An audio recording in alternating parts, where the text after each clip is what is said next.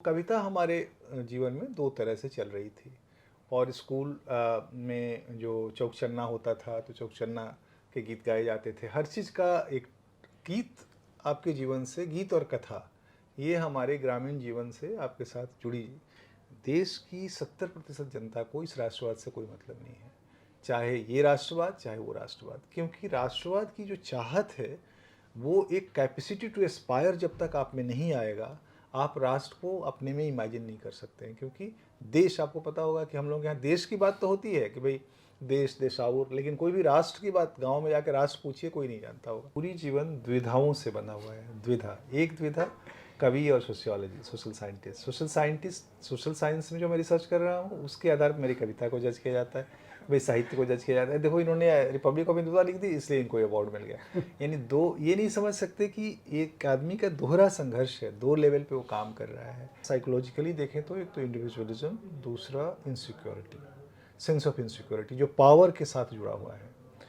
तो मुझे लगता है कि मायावती को अपने को एक ऑल्टरनेटिव लीडर के रूप में विकसित करना चाहिए था, वैकल्पिक नेता भारतीय राजनीति का, जो जिसको कि मार्क्सिस्ट शब्दावली में बुर्जुआ राजनीति कहते हैं या मेन स्ट्रीम पॉलिटिक्स कहते हैं, उस मेन स्ट्रीम पॉलिटिक्स का विकल्प बन के उभरती है। आप ये कामना नहीं कर सकते कि भारतीय दलित, स्पेशली उत्तर प्रदेश और बिहार का दलित, कोई बहुत बड़ा रिवोल्यूशनरी चेंज लाने जा रहा है मूवमेंट के थ्रू। वो सब एकोमोडेशंस से चलेगा, एकोमोडेशंस, निगोशिएशंस, और उसके थ्रू जो प्राप्त कर सकता है उसको प्राप्त करेगा। क्योंकि बौद्धिकता एक क्रिटिकलिटी की तरफ ले जाती है और कविता एक इमोशन का खिंचिया है। और तो उसमें बस मदद ये होती है, क्योंकि मैं कवि होता हुआ समाज वैज्ञानिक हूँ, यानी समाज वैज्ञानिक हूँ लेकिन कवि हूँ, और समाज वैज्ञानिक होता हुआ कवि हूँ। तो मैं वैसे शुरू करूँ तो मुझे तुलसी कबीर, तुलसी और कबीर मेरे बहुत पसंदीदा कवि हैं। उसके बाद निराला मेरे बहुत प्रिय कवि हैं, निराला, फिर नागार्जुन केदारनाथ अग्रवाल, फिर समकालीन यानी हमारे सीनियर्स पोइट में मुझे राजेश जोशी, अरुण कमल और राजेश जोशी, ये मेरे बहुत ही प्रिय कवि हैं। इन दोनों को मैं बहुत पसंद करता हूँ। उस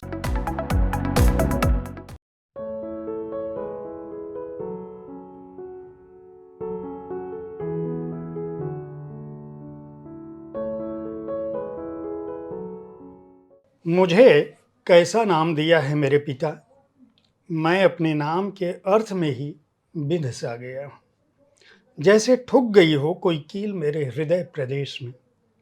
अब न जाने कितना करना पड़ेगा दुर्धर्ष संघर्ष, कितने व्रण सहने पड़ेंगे इसके अर्थों के पार जाने के लिए। अपने आप का गुलाम मैं होता गया हूँ मेरे पिता। ये मुझ में नया राग भरने नहीं देते, ये मुझे खुद से आगे कुछ देखने नहीं देते। मैं क्या करूं कि इसके अर्थ से हो जाऊं बरी। कितनी लड़ाइयां और लड़ूं, कौन सा दर्रा पार करूं। कितनी बार और किन किन मौसम में कोसी में छलांग लगाऊं। मुझे ऐसे अर्थों की गुलामी से मुक्त होना है मेरे पिता। यह कविता हमारे समय के महत्वपूर्ण कवि बद्री नारायण जी की है। एक जन बुद्धिजीवी के रूप में, प्राध्यापक और समाज विज्ञानी के रूप में, और हमारे समय के सबसे सशक्त कवियों में से एक बद्री नारायण जी हमारे पास मौजूद हैं साहित्य तक स्टूडियो में। यह कार्यक्रम है बातें मुलाकातें। मैं जयप्रकाश पांडे हूँ और आप जानते हैं कि इस कार्यक्रम में मैं हमारे समय के महत्वपूर्ण हस्ताक्षरों के साथ उनके जीवन कर्म पे बात करता हूँ। मैं यहीं से शुरुआत करूँगा। ये जो नाम को लेके इस कविता का जो भाव है यह अपने आप में बहुत कुछ कह देता है। मैं ये चाहता हूँ कि बद्री नारायण जी के मन में अपने नाम को या नाम को लेके जो भाव आए, जहाँ से आपका यह संस्कार विकसित हुआ, जिसमें कोसी भी है, पिता भी है, नाम भी है, पीड़ा भी है, हृदय प्रदेश भी है और उसमें ठुकी हुई किल भी है। उस यात्रा के बारे में बताएं जो आपके बचपन से शुरू होती है, क्योंकि जीवन कर्म है तो हम शुरुआत वहीं से करेंगे, आपके गांव से। बिल्कुल, तो मैं बहुत अच्छा लगा जयप्रकाश जी इस आपके स्टूडियो में आकर और अपने साहित्य से अपने से ही रूबरू होकर, ये एक तरह से अपने से रूबरू होने का मौका भी है। मैं बिहार के एक छोटे से गाँव जो आरा के पास है, जनाइडी, वहाँ का रहने वाला हूँ और बचपन में एक छोटा-सा गाँव है जो बहुत बहुजातीय गाँव नहीं है, 2-3 जातियों का ही गाँव है। बहुत ही दूरस्थ, विकास से बहुत दूर, एकदम सोन के किनारे का गाँव, जहाँ इंटीरियर इसको कहते हैं, इंटीरियर ऑफ द इंटीरियर। तो उस गाँव में जहाँ सड़कें भी नहीं थीं, आपको 2 कोस 3 कोस दूर पैदल चल के पढ़ने अपने जी। प्राइमरी स्कूल 3 कोस चलने पर मिलता था। और हम लोग चप्पल-वप्पल का तो संस्कृति थी नहीं उस समय, तो बिना चप्पल के हम लोग 3-3 कोस दूर पढ़ने जाते थे। और एक हमारे बाबा नेशनल मूवमेंट से जुड़े थे, राष्ट्रीय आंदोलन से, आर्य समाजी थे। घर में एक एनलाइटेंड माहौल तो था, एक पुस्तकालय भी, सीताराम पुस्तकालय नाम के पुस्तकालय भी हमारे घर में था।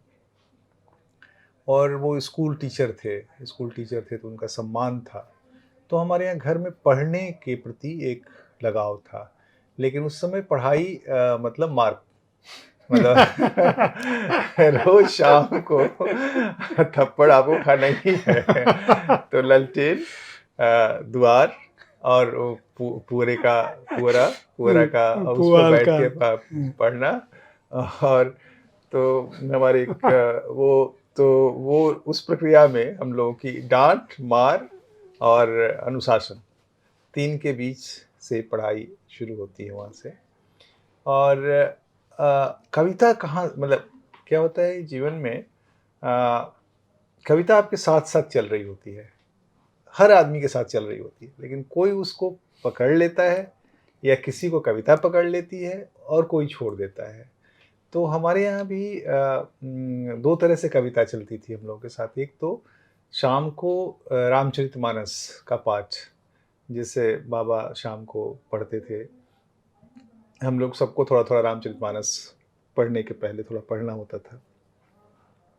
महाभारत मोटी-मोटी जो ग्रंथ ग्रंथ, हैं। हाँ, वो हमारे द्वार पे ही रखा रहता था वो।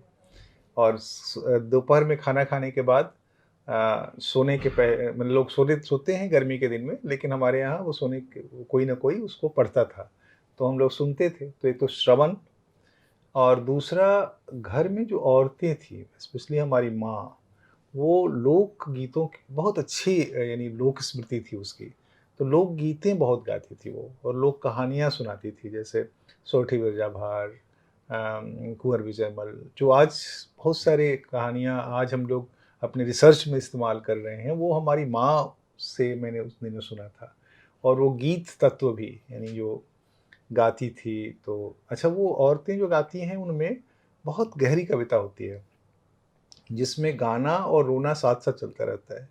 वो कई बार आपने देखा होगा कि औरतें गाती हैं गीत और रोती भी रहती हैं साथ-साथ। तो बहुत ही पैथेटिक पोएटिक ट्रेडिशन है जो हमारे भोजपुर के गाँवों में आपको दिखाई पड़ेगा। हर भाषाई अवध, भोजपुर, मैथिला, सब जगह वो संस्कृति है। तो कविता हमारे जीवन में 2 तरह से चल रही थी।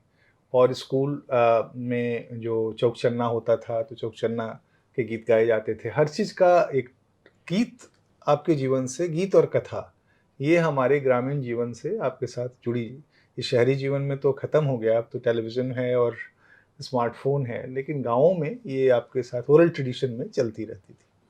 तो हमारे साथ वैसे, तो मैंने 7वाँ तक एक चौ नहीं 5वें छठे तक मैंने पढ़ाई करी, एक जहाँ डेढ़ 2 कोस दूर जाना होता था पढ़ने। और स्कूल भी उस समय आज तक के जैसे, आज जैसे स्कूल नहीं थे। वो टाट पट्टी पर बैठना और जो मोटे-मोटे अक्षरों में छपी किताबें पढ़ना। और वहाँ भी मार पीट और पढ़ाई वो साथ साथ चलता था। वो उसका अछून्य हिस्सा था, लेकिन कोई कंप्लेन नहीं करता था। मैं अभी रोकूंगा आपको, हाँ, यहाँ पे रोकूंगा इसलिए हाँ, क्योंकि मार जो है एक बड़ा महत्वपूर्ण तत्व हाँ, आपकी बातचीत में खासकर आपके बचपन में हाँ, आ रहा है। हाँ, क्या आपने मार पे कोई कविता लिखी है? हाँ। देखिए, मार पे तो नहीं लिखी, लेकिन मार से जो का जो एहसास है, हाँ, वो कविता तत्व के रूप में भी आपके जीवन में चलता रहता है। तो मार इसलिए क्योंकि वो मार हमारे संस्कार का हिस्सा था।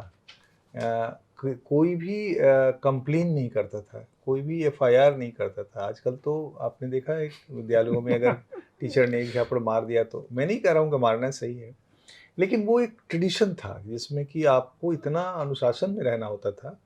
तो जैसे आज हम लोग मोबाइल, उस समय प्याज, यानी हमें याद है कि एक बार प्याज खाना कितना कठिन होता था, क्योंकि हमारे ब्राह्मण परिवार था, तो प्याज खाने पर रोक था, घर में प्याज लहसुन कुछ नहीं बनना। तो लेकिन प्याज खाने की चाहत होती थी, जो भी रोक होता है वो करने का मन करता है। तो प्याज खाने के लिए हम लोग हम बाग बगीचा में छुप के प्याज खा रहे थे, तो हमारे चाचा ने देख लिया कि भाई ये तो कहा कि हम प्याज नहीं खा रहे हैं। तो मुंह सूंघा तो मुंह महक रहा था। तो कहा, हमने कहा वो बुखार लग गया था इसलिए प्याज खा रहे थे। गाँव में है ना कि बुखार लगे तो प्याज ऐसे, जी रख लीजिए तो हाँ, वो बुखार हो जाता है, या मतलब कम बुखार हो जाता है। कम हो जाता है, या इस तरह की कोई। तो मैंने, तो यानी मैं कहना चाह रहा हूँ कि जो ग्रामीण संस्कृति है, उसमें रिसोर्सेस बहुत हैं जीवन के, काव्य और कथा के रिसोर्स, जीवन के मानवीय मूल्यों के रिसोर्स, लेकिन उसके अपने अनुशासन भी थे, परंपराएं भी हैं, उसके संस्कार भी हैं। तो वहाँ से शुरू होती है मेरी यात्रा। और अ, ये तो आपने 7वीं 8वीं तक की बात बताई। उसके बाद की यात्रा कैसे शुरू हुई और कविता के संस्कार आपके बचपन में निर्मित हो गए? पढ़ाई के लिए भी जो वातावरण था, आपने बताया कि जो पृष्ठभूमि थी, बाबा पुस्तकालय भी था, पढ़ाई के लिए एक प्रेरणा थी। हालाँकि आपका गाँव ऐसी जगह पर था जहाँ से निकलने के लिए भी आपको 2 कोस 3 कोस यानी कम से कम 4 किलोमीटर 6 किलोमीटर की यात्रा करनी पड़ती थी। आज 2 बातें हैं। एक जो महत्वपूर्ण बिंदु है बद्रीनारायण जी के जीवन का, वो ये है कि अगर हम आपके काम को देखें, तो आपका काम कई हिस्सों में बँटा है। एक, जो भारतीय समाज को समझने की जो दृष्टि है, जन बुद्धिजीवी के रूप में, समाज विज्ञानी के रूप में, वह एक अलग स्तर पर आपको ले जाती है। एक प्राध्यापक के रूप में आपकी जो व्याप्ति है, वह आपको अलग दिशा में लेकर जाती है। कविता की जो आपकी अपनी पहचान है, आपको साहित्य अकादमी, हमारे दर्शकों को चूँकि साहित्य के प्रेमी हैं, उनको पता है कि आपको साहित्य अकादमी मिल चुका है। एक और विशेष बात है कि जब बद्रीनारायण जी की बात होती है, तो सामान्य तौर पर यह माना जाता है कि बद्रीनारायण जी, चूँकि आपका काम इतना बड़ा है दलित समाज के ऊपर, पिछड़े समाज के ऊपर, कि लोग यह मान के चलते हैं कि दलित पर कोई दलित ही काम कर रहा होगा। ये बद्रीनारायण तिवारी काम नहीं कर रहे हैं, चूँकि आपने अपना उपनाम भी हटा दिया। तो मेरा सवाल ये है कि 7वीं के बाद जो आपका विकास हुआ, आपकी जो उच्च शिक्षा की तरफ जो बढ़े, हम बाद में आपकी अकादमिक उपलब्धियों पर आएँगे, आपके काम पर आएँगे। मैं उस परिणति की जहाँ पे आप अपने उपनाम को, टाइटल को, जिसको बहुत महत्वपूर्ण भारतीय समाज में माना जाता है, जिसको आपने हटा दिया, और हटाने के अलावा आपने इतना अधिक काम किया कि आज की पीढ़ी को, भारतीय समाज में जो लोग नए लोग हैं, बहुत करीब से अगर आपको जानने वाले लोग ना हों, तो उनको पता ही नहीं चलेगा। वो ये तो जानते हैं कि बद्री जी जो है जन बुद्धिजीवी हैं, प्राध्यापक हैं, आपकी जो अकादमिक उपलब्धियाँ हैं, सामाजिक उपलब्धियाँ हैं, उसको जानते हैं। लेकिन आपको ये नहीं पहचान पाते कि इसके पीछे कितने बड़े संस्कार कहाँ से आए हैं। बहुत अच्छा सवाल आपने किया। मैं तो, मेरी यात्रा जो पहले, जो मैंने कहा कि उस स्कूल से, कुटहा बाज़ार नाम था जहाँ पर हम पढ़ने जाते थे, फिर उसके बाद हमारे पिताजी रेलवे में काम करते थे, आरपीएफ में थे, जी। तो सूबेदार जैसे किसी जगह पे पद पे। तो उनके पास हम चले गए 5वीं छठे में। फिर वहाँ पर एक स्कूल था जहाँ हम लोग पढ़ने लगे। तो वहाँ बहुत अच्छा था, उस स्कूल में टीचर थे और पहले के शिक्षकों में बहुत ये इस तरह का नहीं था जैसे आज ट्यूशन वगैरह, और बहुत ही मतलब मुझे लगता है कि उस समय के स्कूल बिहार के भी बहुत ही छात्र को सिखाते थे, देते थे। हमारी पढ़ने की चाहत वहाँ तेज़ हुई, जो गाँव में उतनी नहीं थी, वहाँ जाके तेज़ हुई। फिर मुझे एक स्कॉलरशिप मिल गया, ग्रामीण राष्ट्रीय छात्रवृत्ति परीक्षा होती थी, 100 रुपए मिलता था, तो पर महीना, तो पर मंथ, तो उसमें मिल गया, तो छपरा जिला स्कूल में मैं चला गया पढ़ने। वहाँ करीब 6-8 महीने रहा, फिर क्योंकि हमारा गाँव आरा के पास था, तो उसमें ट्रांसफ़र हो जाता था कि फिर आप किसी जिला स्कूल में, किसी भी जिला में जा सकते हैं, या किसी और 2-3 स्कूल चुने हुए होते थे, तो मैं एक जैन स्कूल आरा में, वहाँ चला आया। तो वहाँ आया तो वहाँ पे उस समय बिहार का वो क्षेत्र नक्सल आंदोलन के प्रभाव में था, और हम सारे लोग बहुत मतलब बहुत ही उससे छोटे थे, मतलब आप समझिए हम छठे सातवें में नहीं, सातवें की बाद की कहानी है, फिर सातवां तक तो मैंने वहाँ मैं पढ़ा, फिर मतलब आठवें में पढ़ता था मैं, आठवें। और लेकिन उस समय अच्छा, सातवें में जब मैं पढ़ रहा था, छठे सातवें में, जब पहलेजा घाट जो जगह है छपरा में, वहाँ रहता था, तो उस समय जयप्रकाश आंदोलन चल रहा था बिहार में इमरजेंसी के जी। खिलाफ। तो हम लोग जब जाते थे तो सड़कों ट्रेन प्रदर्शन चल रहा है, नारे लग रहे हैं, जयप्रकाश का बिगुल बजा है, बाज उठी तरुणाई है, तुम्हें जवानों तिलक लगाने क्रांति द्वार पर आई, ऐसे ऐसे नारे और गाने वाने चलते रहते थे। तो बड़ा ही बिहार का जो माहौल था बहुत वाइब्रेंट था, बहुत ही सोशली वाइब्रेंट माहौल था बिहार का, जो मुझे लगता है उसके बाद हमें जीवन में वैसा माहौल देखने को नहीं मिला। तो हम छपरा, मतलब उस जिला स्कूल, वो छपरा परहेजा घाट और पटना के बीच में गंगा नदी बहती है, और एक जहाज़ चलता था, पानी का जहाज़। तो उस जहाज़ से हम आते थे घर से पैसा चुरा करके जयप्रकाश जी के मीटिंग को देखने।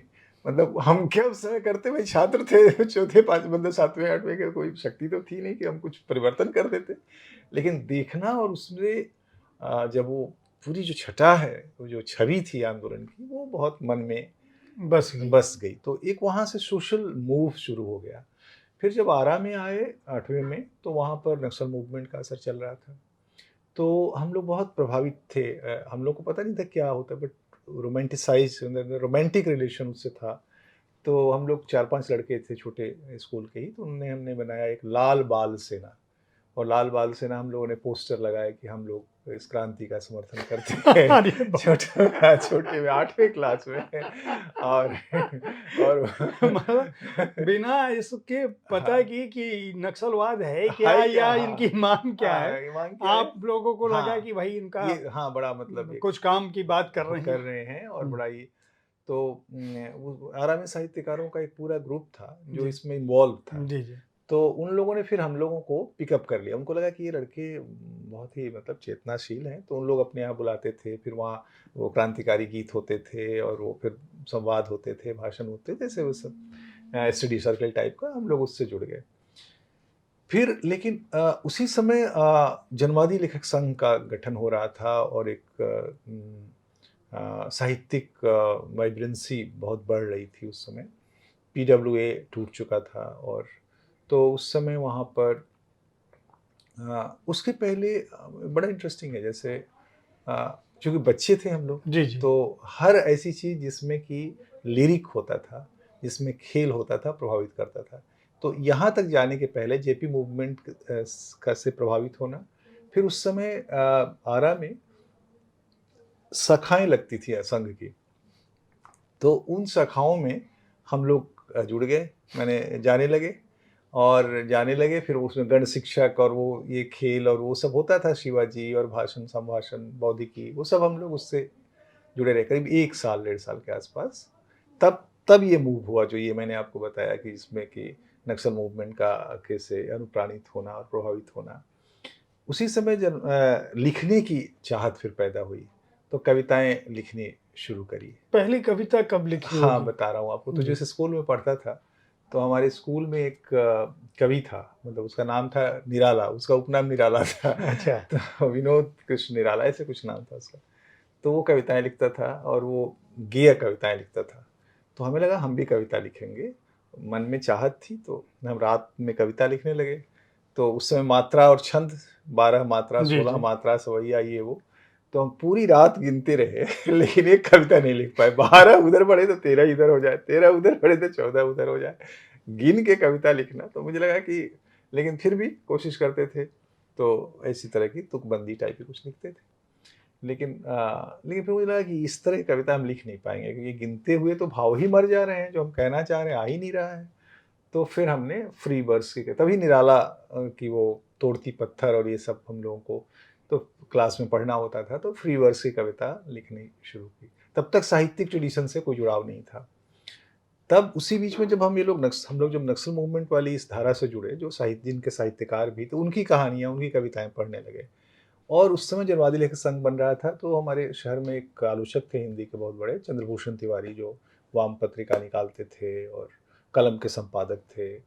तो उनसे एक जुड़ाव हो गया। तो कविताएँ लिखते थे, हम लोग उनको सुनाते थे। तो मेरा नाम बद्रीनारायण तिवारी था, तो बड़ा नाम लगता था। तो और वैसे भी लगता था कि ये इतना बड़ा नाम कविता के लिए, और तो बद्रीनारायण हमने कर दिया। मतलब वो कविता के कारण वो चेंज आया। तो अच्छा, ये हाँ, देखिए मुझे लगता है कि सामान्य तौर पर लोगों को ये बात नहीं पता हाँ है। जी। वो कविता के कारण चेंज आया, तो बद्रीनारायण लिखना शुरू किया। तो पहली कविता वैसे गेय रूप से तो पहले ही लिख दी, जी, जी। लेकिन जो साहित्यिक कविता पहली, तो चंद्रभूषण जी ने कविता हमने लिखी थी। उसको उन्होंने बहुत पसंद किया और उसको उन्होंने कलम पत्रिका में छापी। तब मैं 9वीं क्लास में पढ़ता था। याद है आपको? नहीं, वो याद तो नहीं है, लेकिन वो कविता है जो उम, वो जो कॉमरेड है जो नहीं, वो क्या कहते हैं, सड़क बनाने वाला एक मज़दूर है। तो सड़क बनाने में जो अलकतरा गिराते हैं थे पहले, अब तो बदल गया पूरा सिस्टम। तो अलकतरा गिराते थे उसमें लेकर के, जलता हुआ, उफनता हुआ ऐसे गिराते थे उस पे। तो वो गिरा रहा है और उसका यहाँ पे जल गया है, फफोला हो गया। तो उसकी दारुण कथा थी उस कविता में कि उस, तो वो पहली कविता हमने लिखी। फिर उसके बाद वहाँ से फिर एक साहित्यिक कविताओं का दौर चला। फिर हम कुछ कविताएँ लिख पाए, तब तक हम फिर इलाहाबाद आ गए पढ़ने। इलाहाबाद आए, बड़ा रोचक है। इलाहाबाद हम सोचे कि हमें साहित्यकार बनना है। हाँ, 10वीं क्लास के बाद हर आदमी होता है कि भई अब पढ़ने जाएगा हाँ, तो कोई मैं दिल्ली कुछ जाएगा या इलाहाबाद जाएगा या बनारस जाएगा, और बिहार से ज़्यादातर ये हाँ, ट्रेडिशन है। जी। तो ज़्यादातर लोग जाते थे आईएएस बनने। तो मैंने कहा नहीं, मैं साहित्यकार बनूँगा। तो साहित्यकार बनने के लिए इलाहाबाद जाना ज़्यादा ठीक है, वहाँ बड़े-बड़े साहित्यकार रहते हैं, तो उनसे मिलना होगा, उनसे बातचीत होगी, तो हम इलाहाबाद आ गए। और इलाहाबाद आ गए और बड़ा रोचक है, जैसे उस समय हम लोगों का सबसे बड़ा वो ड्रीम क्या था, डिज़ायर, वो था कि होल टाइमर बन जाएँगे।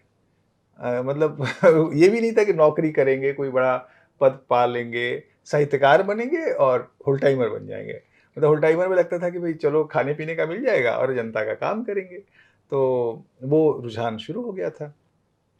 फिर वो हम इलाहाबाद में फिर स्टूडेंट मूवमेंट से जुड़ गए। उस वहाँ पे नक्सल मूवमेंट की कोई प्रभाव नहीं था। नहीं था, जी। तो स्टूडेंट मूवमेंट, स्टूडेंट फेडरेशन वगैरह से जुड़ गए और उनकी पॉलिटिक्स का हिस्सा रहे और उसी समय लिखते भी रहे कविताएँ और साहित्यकारों का।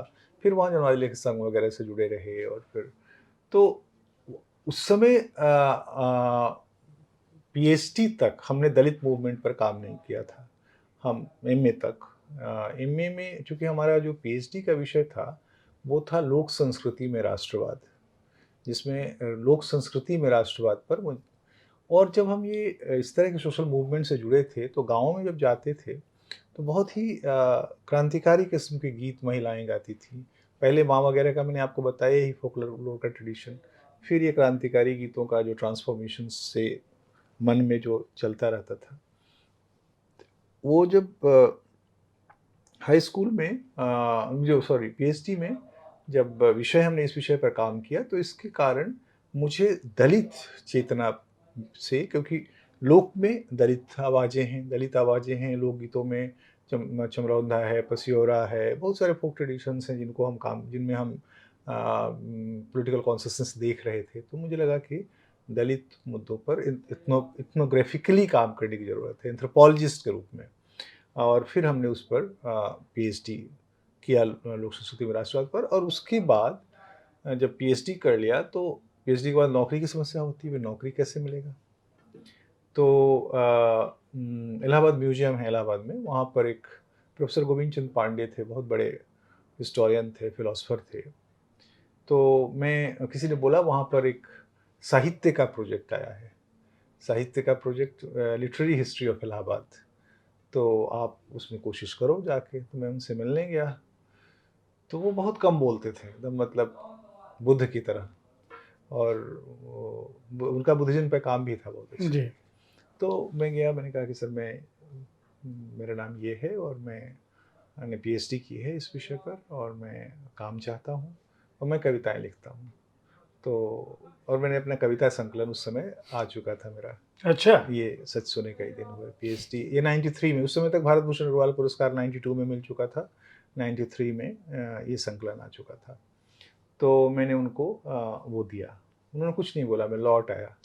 फिर उन्होंने 5-6 दिन बाद किसी से फ़ोन कराया कि उसको भेजो। तो मैं गया, तो उन्होंने कहा कि तुम कल से ज्वाइन कर लो। तो मैंने ज्वाइन कर ली। तो बाद में वो बता रहे थे कि तुम्हारी कविताएं मैंने पढ़ी, तो मुझे लगा कि तुम्हें नौकरी देनी चाहिए। मुझे हिस्ट्री से उनका कोई वो नहीं था, सिर्फ कविता के कारण उन्होंने मुझे वहाँ पे जॉब दी। तो वो खुद भी कविताएं लिखते थे, लेकिन वो अलग तरह के बहुत बौद्धिक किस्म की कविताएं लिखते थे। डॉक्टर साहब, एक सवाल मेरे मन में आ रहा है कि ये जी। लोक संस्कृति में राष्ट्रवाद आपने 1993 में 93 में पीएचडी कर लिया मैंने, पीएचडी कर चुके थे, 1988 में मैंने। तो हाँ। आपने ये विषय लिया। उस समय आपको क्या लग रहा था कि ये जब आपने विषय चुना, ये आज भी समीचीन है? और मुझे लग रहा है कि अगले 2-4 दशकों तक ये विषय हमेशा समीचीन रहेगा। लोक संस्कृति में राष्ट्रवाद से आपका आशय क्या है? आज क्या समझते हैं आप, जो उस समय आपने शोध किया और जो आज की जो स्थिति है हमारे समाज की, जिस तरह से बदलाव हुआ है और जो संस्कृति है वो लगातार इतनी तेज़ी से मैं कहूँ कि परिवर्तित हो रही है, उसके बीच में आप क्या देखते हैं, क्या अंतर आया है? और ये विषय चुनने के पीछे क्या वजह थी? क्योंकि ये अपने आप में बहुत अनूठा विषय था। आप साहित्य, कविताएँ रच रहे थे, बजाय आपने साहित्य का कोई विषय लेने के आपने समाज से जुड़े, संस्कृत से भी से जुड़े हुए विषय और लोक से जुड़े हुए विषय को चुना। बिल्कुल, मैं आता हूँ उस पे, थोड़े से इस कथा को और आगे बढ़ा लूँ। जी। तो इलाहाबाद म्यूजियम में मैंने काम शुरू किया, लेकिन वहाँ वो प्रोजेक्ट में जो पोजीशन थी वो टेम्परेरी थी। तो मेरे मन में रिसर्च की बड़ी चाह थी कि मैं एक रिसर्च इंस्टीट्यूट में काम करूँ। तो मतलब मतलब पहले तो होल टाइमर मेरा आदर्श था, उसके बाद रिसर्च मेरा आदर्श हो गया कि भाई। तो बड़ा मज़ेदार है, हम सोचते थे कि लोक लहर में मतलब हम सोचते थे कि लोक लहर में नौकरी करेंगे। मतलब आप सोचिए, जहाँ 400 रुपये भी नहीं मिलते होंगे, लेकिन वो उस समय का क्या, कभी-कभी मैं भी सोचता हूँ कि क्या हम लोग का एस्पिरेशन था। हमारे बहुत सारे दोस्त जेएनयू आगे पढ़ने, वो फिर लंदन चले गए, फिर वो अमेरिका चले गए कई, लेकिन हम वहीं रहे और वो करते रहे। तो खैर रिसर्च की चाह थी, तो एक चाय की दुकान पे बैठते थे, तो एक Jimmy Pant social science institute, जहाँ आज मैं डायरेक्टर हूँ, जी। तो वहाँ एक वहाँ की गाड़ी आती थी वहाँ के फैकल्टी को ले जाने, तो उधर से गुजरती थी। तो उस गाड़ी को देख के मुझे लगता था काश इसमें मुझे नौकरी मिल जाती। तो ये इनमें से ही लगता था। तो खैर जब इलाहाबाद म्यूजियम में हम काम करने लगे, तो पंत इंस्टीट्यूट के डायरेक्ट एक सेमिनार में मैं लोक संस्कृति में राष्ट्रवाद पर ही पेपर पढ़ रहा था। तो वहाँ के डायरेक्टर सोशियोलॉजिस्ट थे उस समय, प्रोफेसर एसपी नागेंद्र, बड़े सोशियोलॉजिस्ट थे, लखनऊ यूनिवर्सिटी के वीसी भी जी, रहे जी। थे। तो उन्होंने हमसे कहा कि भाई तुम तो बहुत अच्छे विषय पे काम कर रहे हो, तुमने कैसे ये विषय लिया जो आपने प्रश्न किया। जी। तो मैंने कहा कि देखिए, मुझे चूँकि मेरे पूरे निर्मिति में लोक का बहुत बड़ा रोल है, क्योंकि तो मुझे लगा कि अगर मुझे राष्ट्र को समझना है, राष्ट्रवाद को, तो क्यों ना हम देखें कि ग्रास रूट पर जो लोक समाजों में उनकी कैसी अवधारणा रही है। उस समय सबाल्टर्न हिस्ट्री का मूवमेंट खड़ा हो गया था, जिसमें कि रंजीत गुहा, ज्ञानेंद्र पांडे, ये सब लोग आ गए थे। तो ज्ञानेंद्र पांडे उस समय, तो हमने इस पे काम शुरू किया फिर ज्ञानेंद्र पांडे उस समय हमारे यहाँ प्रोफेसर होके आ गए इलाहाबाद यूनिवर्सिटी में। तो उन्होंने फिर उनके साथ संवाद से वो चीज़ और गहन हुआ। तो उन्होंने कहा कि आप तुम हमारे इंस्टीट्यूट में 3 लेक्चर दो। तो उन्होंने 3 लेक्चर के लिए मुझे बुलाया, तो मैंने 3 दिन उस विषय पर बोला और सारी उनकी फैकल्टी और सारे उनके स्टूडेंट्स। फिर तो उसके बाद उन्होंने बोला कि तुम हमारे यहाँ पोस्ट निकलेगा, अप्लाई करना। यानी देखिए, विषय मैं अपने स्टूडेंट से कहता हूँ कि आधी लड़ाई तो आपकी इस बात से तय हो जाती है कि आप कौन-सा विषय ले रहे हो। अगर अच्छे विषय को आप लेते हो तो आधी नौकरी आप मान के चलो कि पीएचडी के दौरान आपको मिल गई है। तो मुझे फिर वो वहाँ पे मैं जॉब मिल गया। अब जो आपका प्रश्न है कि ये विषय, तो एक विषय का चुनने का कारण, और मेरा मानना है बार-बार कि रिसर्च तभी अच्छा होगा जब आपका बहुत गहरा लगाव आपका उससे होगा थीम के साथ, एक आत्मिक लगाव। तो मेरा आत्मिक लगाव लोक संस्कृति से था। तो मैंने लोक संस्कृति में, अच्छा, लोक संस्कृति में एक तो होता है कि भाई साहित्यिक ढंग से हम लोक संस्कृति की व्याख्या करें, उस पर तो बहुत काम हो चुका था। और उस समय नेशनलिज्म का सवाल इम्पोर्टेंट रूप से रंजीत गुहा ने खड़ा कर दिया था 1981 में। सबाल्टर्न हिस्ट्री का पहला वो आ चुका था, जिसमें उन्होंने ये सवाल खड़ा किया था कि Indian nationalism is a elite nationalism, जो इसका कोई ग्रास रूट बेस नहीं है। तो मैंने उसको, यानी ग्रास रूट पर वो यानी उसका लीडरशिप इलीट रही है, और जनता ने उसमें जो बड़ी लड़ाई लड़ी है वो अभी तक डिस्कवर नहीं हुआ है, उसकी हिस्ट्री खोजी नहीं गई है। तो वो हिस्ट्री खोजने की ज़रूरत है। तो उस तर्क को फिर हमारी इस चाहत से वो तर्क जुड़ गया। तो मैंने दोनों को जोड़ के फिर अपना काम आगे बढ़ाया। और तब से आज में फ़र्क क्या है, देखिए, लोग नेशनलिज़्म जो आज़ादी के दौरान में फैला था, वो भी कोई जो लोग शामिल थे, गरीब गुरबा, चाहे वो चारा-चौरी का कांड हुआ हो, चाहे वो जो दलित मार्जिनल कम्युनिटी शामिल हुई हो, क्योंकि बिना जनता के जुड़े तो हो नहीं सकता था। तो वो उनके दिमाग में कोई राष्ट्रवाद नहीं था, कोई राष्ट्र, कोई बड़ी, क्योंकि वो राष्ट्र को समझते ही नहीं थे। उनके दिमाग में वो एक अंग्रेज का दमन के खिलाफ, दूसरा गांधी। गांधी उनके लिए महात्मा थे, गांधी उनके लिए साधु थे, गांधी जो कहते थे वो जाता था, गांधी ज्योतिषी थे, गांधी कृष्ण थे। गांधी को का जो सुपर नेचुरल प्रेजेंस था, वो वहाँ के लोगों को जोड़ता था।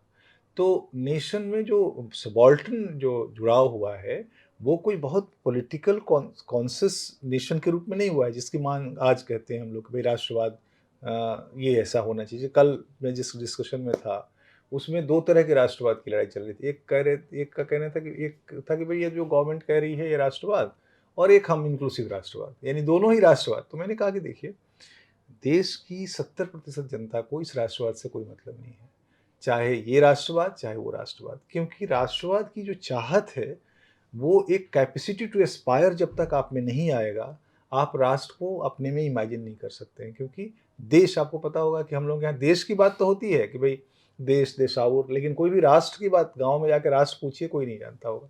देश जानते हैं। एक बार नेहरू ने पूछा किसी से कि भाई देश का क्या मतलब है तुम्हारे लिए, तो उसने बोला कि जहाँ तक मुझे दिखाई दे रहा है वहाँ तक देश है, और इसलिए कलकत्ता भी देश था। तो और देशभक्ति की बात थी। लेकिन राष्ट्र जो आज के राष्ट्र, और एक बृहत राष्ट्र, और एक राष्ट्र की राष्ट्र कभी भी सामान्य, कहते हैं ना, मानवीय भाव नहीं रहा है, नेचुरल मानवीय भाव नहीं रहा है। क्योंकि उसमें बाउंड्री है। कोई भी चिड़िया को बाउंड्री नहीं चाहिए, सहज मानव को कोई बाउंड्री नहीं चाहिए। वो तो राष्ट्रवाद एक इन्वेंटेड आइडियोलॉजी है, इन्वेंटेड आइडियोलॉजी है। जो आइडियोलॉजी कोई भी पॉलिटिकल फोर्स उसको परसू करे, जब तक जनता में capacity to aspire for the nation, यानी राष्ट्र के इमेजिन करने के एस्पिरेशन की चाह नहीं जगेगी, तब तक वो राष्ट्र के उससे चेतना से नहीं जुड़ेगा। वो कब जगेगी, जब वो रोज़ कुआं खोदने, रोज़ पानी पीने की लड़ाई से आगे बढ़ेगा। थोड़ी सेविंग होगी, थोड़ा पैसा भी आएगा, वो थोड़ा बाहर जाना शुरू करेगा, थोड़ी नौकरी शुरू होगी उसकी, तब जा कर के वो ये चाहत पैदा होती है। तो अभी बड़ा समाज भारत का, तो अभी बड़ी लड़ाई तो ये है कि बहुजन का राष्ट्रवाद तो बने, वो सर्वजन का राष्ट्रवाद तो बने, लेकिन अभी वही नहीं बन पाया है। मुझे अभी हंसी इस बात पे आई कि इसका मतलब क्या है कि आज जो वर्तमान प्रधानमंत्री हैं नरेंद्र मोदी, उनके जो समर्थक हैं, उनमें बहुतायत उन लोगों की है जिनका पेट भरा भरा हुआ है, या जो राष्ट्र की अवधारणा को उस रूप में समझ पा रहे हैं जिसकी आप बात कर रहे हैं? देखिए शायद ये वजह है उनके आगे बढ़ने की, क्योंकि इसको मैं सामाजिक संदर्भों में ये एकदम राजनीतिक सवाल नहीं है। नहीं देखिए, नरेंद्र मोदी का जो बेस बढ़ा है वो बहुत रोचक है। वो उसमें सिर्फ राष्ट्रवाद नहीं है, और जो राष्ट्रवाद है वो ये राष्ट्रवाद जो है वो एक एक कहते हैं वो पैकेज है, जिसमें हिंदुत्व है, जिसमें राष्ट्रवाद है, जिसमें बिना हिंदुत्व के उस राष्ट्रवाद का कोई मतलब ही नहीं है। जैसे गाँव में जैसे हिंदुत्व की चाहत बढ़ेगी, तो आप में राष्ट्र की चाहत बढ़ेगी, क्योंकि दोनों का तर्क जुड़ा हुआ है। फिर उसके बाद विकास विकास है, सोशल इंजीनियरिंग है। तो ये सब मिला कर के नरेंद्र मोदी की जो के बारे में जो चाहत है, वो सिर्फ राष्ट्रवाद के कारण नहीं है। राष्ट्रवाद तो बहुत, इवन उनके लोगों से भी आप पूछ लीजिए कि राष्ट्रवाद क्या है, तो शायद राष्ट्रवाद को वो बहुत अच्छे ढंग से डिफाइन नहीं कर पाए। लेकिन राष्ट्रवाद एक भाव के रूप में वो प्रपोज कर रहे हैं। उसका पॉजिटिव कोनोटेशन भी वो बता रहे हैं कि भाई इस राष्ट्रवाद से नेशन इन द मेकिंग, हम एक नया राष्ट्र बनाएंगे, एक नया भारत बनाएंगे, एक एक नई तरह की बहुत ही कंपोजिट अभी भी। लेकिन उस आइडियोलॉजी को गांव तक पहुंचना है, वो अभी पहुंचा नहीं है। उसके पहुंचने के लिए ज़रूरी है कि वहां तक गरीब वोट देता है, तो गरीब वोट देता है तो इस कारण से नहीं वोट देता है कि राष्ट्रवाद वो जानता है, या इस कारण नहीं वोट देता है कि वो इस कारण वोट देता है कि जो विकास की योजनाएं हैं, गरीब कल्याण योजनाएं हैं, 5 किलो चावल पहुंच रहा है, 5 किलो दाल पहुंच रहा है, तेल पहुंच रहा है, बहुत सारे डीबीटी स्कीम्स पहुंच रहे हैं, तो सीधे अच्छा वो बहुत ही उसको फॉलो करते हैं। बीजेपी फॉलो करती है, अपने कांग्रेस ने भी अपने बेनिफिशियरीज बनाए थे, लेकिन कांग्रेस क्या था कि बना के छोड़ देती, काम किया योजना छोड़ दिया। ये फॉलो करते हैं, वो उसको कार्डर में तब्दील करते हैं, जो एक बड़ा इंटरेस्टिंग प्रोसेस है। तो ये जो राष्ट्र है, वो राष्ट्र, मेरा जो आर्गुमेंट है वो ये है कि इस राष्ट्र की चेतना को अभी वहाँ तक पहुँचना है। उसके पहुँचने के लिए विकास जरूरी है, और विकास जब होगा तब वो राष्ट्र की चेतना से जुड़ेगी। तब सवाल आएगा कि चाहे हमारा लेफ्ट कहे कि भाई ये राष्ट्र से जुड़ो, या इंक्लूसिव राष्ट्र से, या वो कहें कि ये राष्ट्र का अवधारणा है, हमारे से जुड़ जाओ। मैं ये जानना चाहूँगा कि एक बड़ा महत्वपूर्ण सवाल बार बार आता है, खासकर जब आपको साहित्य अकादमी मिला तो बहुत सारे बौद्धिकों ने ये कहा कि बद्री नारायण जी को यह पुरस्कार इसलिए मिला कि उनकी वैचारिकी में दक्षिणपंथी रुझान बढ़ गई थी। मैं इस पर चूंकि ये बीच में ये हमारा बाद का सवाल था, लेकिन चूंकि हम लोग उस दिशा में बढ़ गए थे बातचीत में, तो मैं जानना चाहूँगा कि आपकी जो वैचारिक आपका धरातल है, जो आपको एक जन बुद्धिजीवी के तौर पर रखता है। मैं चारों आपके जो व्यक्तित्व के जो पहलू हैं, कभी कर्म पर आपकी कविताओं की बात करूँगा, कुछ कविताएं भी सुनूंगा आपसे। लेकिन ये जो छवि है कि आप जन बुद्धिजीवी का मतलब ये है कि लोग आपके बुद्धि में भरा पड़ा है और आप अपनी बौद्धिकता का प्रयोग जन हित में करने की कोशिश कर रहे हैं। बिल्कुल। तो इस बारे में आपका क्या कहना? हाँ, देखिए इस प्रश्न पर मैं आऊँगा, लेकिन उसको मैं थोड़ा सा इनडायरेक्टली ट्रेस कर रहा हूँ जी। कि जब मैंने दलित मुद्दों पे काम करना शुरू किया, तो उस समय उत्तर भारत में दलित आंदोलनों पे काम करने वाले बहुत कम स्कॉलर थे, और कुछ ऐसा हुआ कि मेरे काम की अंतर्राष्ट्रीय व्याप्ति मिली, और बिना मैं इलाहाबाद में, मैंने कभी विदेश से पीएचडी नहीं की, लेकिन मेरे काम को, और कभी मैं दिल्ली के रिकमेंडेशन पर नहीं रहा कि यहाँ के प्रोफेसर रिकमेंड करेंगे तब हम मुझे विदेश की फेलोशिप मिलेगी। मुझे दुनिया के बड़े फेलोशिप्स, बड़े यूनिवर्सिटीज़ में जाना, बोलना अंग्रेजी में, आप समझिए जितने बड़े पब्लिशर हैं, चाहे वो सेज, ऑक्सफोर्ड, राउटलेज, पेंगुइन, सब ने 2-2, 3-3 किताबें मेरी छापी हुई हैं। तो और वो सिर्फ रिसर्च के, क्योंकि हम फील्ड वर्क बहुत करते हैं। हम, आप समझिए कि साल में लगभग 3-4 महीने हम लोग गाँव में रहते हैं, काम करते हैं। उत्तर प्रदेश, बिहार मेरा बेस है, जहाँ पे मैं रिसर्च करता हूँ। इस बीच में फिर एडवांस इंस्टीट्यूट में फेलो हुआ 98 में। वहाँ पर मैंने पहली किताब लिखी, documenting dissent, contesting fables, contested memories and Dalit political discourse, Chuharmal के मिथ को लेकर। आज समझिए जितने भी दलित आइकॉन खड़े हुए हैं, ज़्यादातर हमारे रिसर्च से पैदा हुए हैं, निकले हैं। पैदा तो पहले थे, जनता के दिमाग में थे, क्योंकि वो लोक संस्कृति में, लोक ट्रेडिशंस के हिस्सा थे। मैंने ढूंढ करके उनको लाया, और बीएसपी मूवमेंट उस समय शुरू हुई थी, तो बीएसपी मूवमेंट ने उसका बहुत इस्तेमाल किया। और कांशीराम जो कर रहे थे, मैं उनको फॉलो कर रहा था, वो हमारे कामों को फॉलो कर रहे थे। उनके साथ बहुत गहरा संवाद उन दिनों हमारे, जो वही समय था जबकि कांशीराम इलाहाबाद से इलेक्शन लड़े, और एक खास किस्म का संवाद हमारे और उनके बीच में विकसित हुआ। तो दलित मुद्दों पे मैंने बहुत काम किया, मतलब उसमें मुझे, और न केवल काम किया रिसर्च के रूप में, कम्युनिटी को भी बहुत एम्पावर करने की कोशिश करी।